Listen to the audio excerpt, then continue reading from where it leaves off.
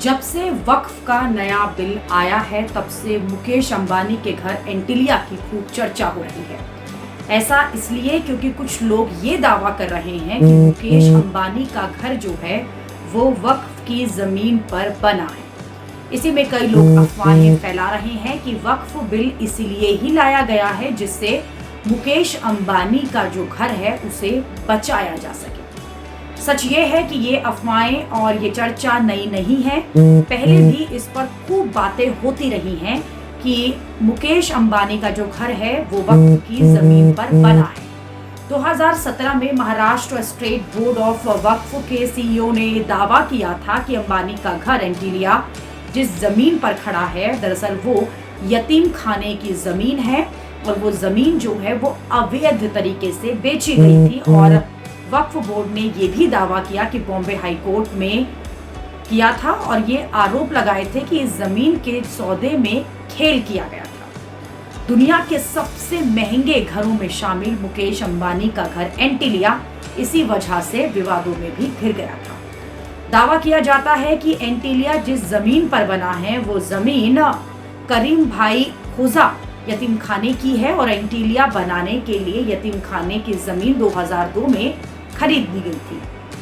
जमीन का सौदा जो है वो करीब 21 करोड़ रुपए में हुआ था, जबकि जमीन की मार्केट कीमत जो है मार्केट वैल्यू करीब 150 करोड़ रुपए बताई गई थी। यतीम खाने ने एंटीलिया के लिए जमीन बेचने के लिए चैरिटी कमिश्नर से परमिशन मांगी थी।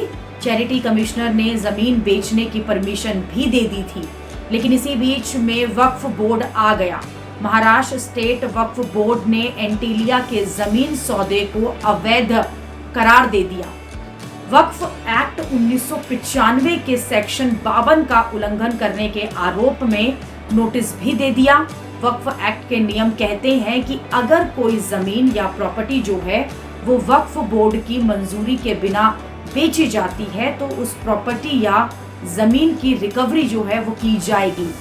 वक्फ बोर्ड के नोटिस को मिलने पर एंटीलिया को जमीन बेचने वाला यतीम खाना ट्रस्ट ने इसे वक्फ ट्रिब्यूनल में चैलेंज किया और बाद में सेटलमेंट भी हुआ कि यतीम खाना ट्रस्ट जो है 16 लाख रुपए जमा कराएगा और वक्फ बोर्ड को सालाना पैसे देगा।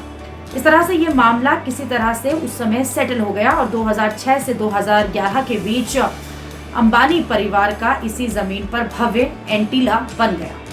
लेकिन कई साल बाद किसी ने एंटीलिया के जमीन सौदे के खिलाफ हाई कोर्ट में अपील कर डाली, जिसके बाद ही एंटीलिया को लेकर ऐसे विवाद के बारे में खबर आई और पता चला।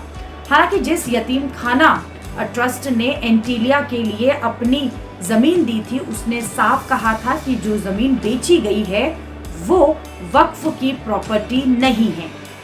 लेकिन अब जब नया वक्फ बिल सरकार लेकर आई है तो कई लोग इसे अब अंबानी का जो घर है एंटीलिया विवाद जो था उससे जोड़ रहे हैं और ये भी दावा कर रहे हैं कि ये जो बिल आया है वो सिर्फ इसलिए लाया गया क्योंकि अंबानी का घर यानी कि एंटीलिया जो है वक्फ की जमीन पर बना है। नए वक्फ बिल के जितने भी विरोध हैं वो सब यही आरोप लगा रहे हैं विरोधी कि ये बिल जमीन के खेल के लिए लाया जा रहा है। इसी में ये लोग इस बात को भी जोड़ रहे हैं कि अयोध्या में अडानी और दूसरे लोगों की संस्थाओं ने कुछ ऐसे जमीनें खरीदी वो सेना के बफर जोन में नोटिफाई थी, लेकिन जमीन खरीदने के कुछ समय बाद ही इसे डी नोटिफाई कर दिया गया।